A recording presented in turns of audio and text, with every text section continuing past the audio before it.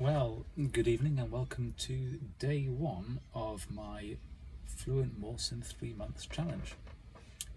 This again is an entirely unscripted episode. If I gain many dozens or hundreds or thousands of followers, I might start to improve the production efforts and script rather than being entirely ad-lib, but we shall see. So you join me from the inside of my camper van on the Lincolnshire coast. In that direction, I think is probably, I don't know, the north coast of Europe or possibly the edge of Norway or something like that. And I've been here on the side of the sea with a 40-meter whip on the top of my aerial, on the top of my van, trying to work some contacts without much success. The conditions have not been great. Now, what have I done today? I spent some time with my Koch trainer. I think it's Koch rather than Cock, but I spent some time with my Koch trainer. I've been listening at 25 words a minute.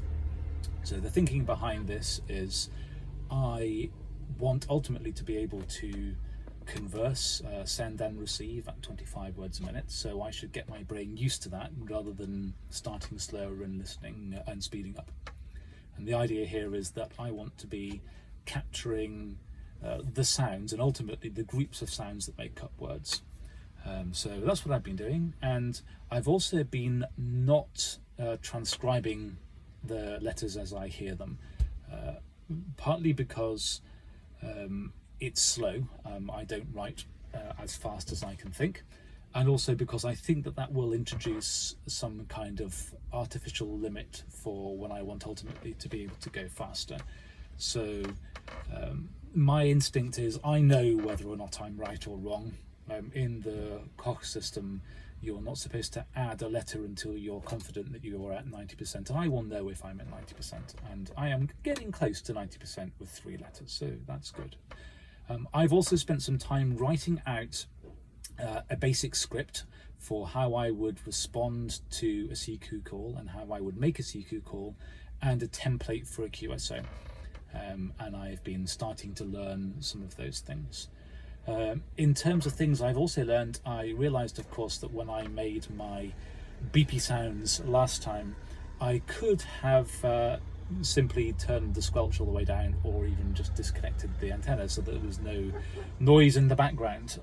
But I'm not going to do any beeping today. But I thought I would show you some of my toys. So I have got a Bencher iambic paddle, which I like very much. Still learning how to use it, still learning how to configure it, but I'm very pleased with it. This is a new toy that I've got. This is the Wolf Wave filter thing. I read about it and I figured that I would get it and have a go. I haven't yet learned how to tune it correctly. What I have noticed is that it also actually has an ability to read incoming Morse, which is interesting for testing my ability to read and listen. And I've got my FT817ND down there. So this is my portable setup.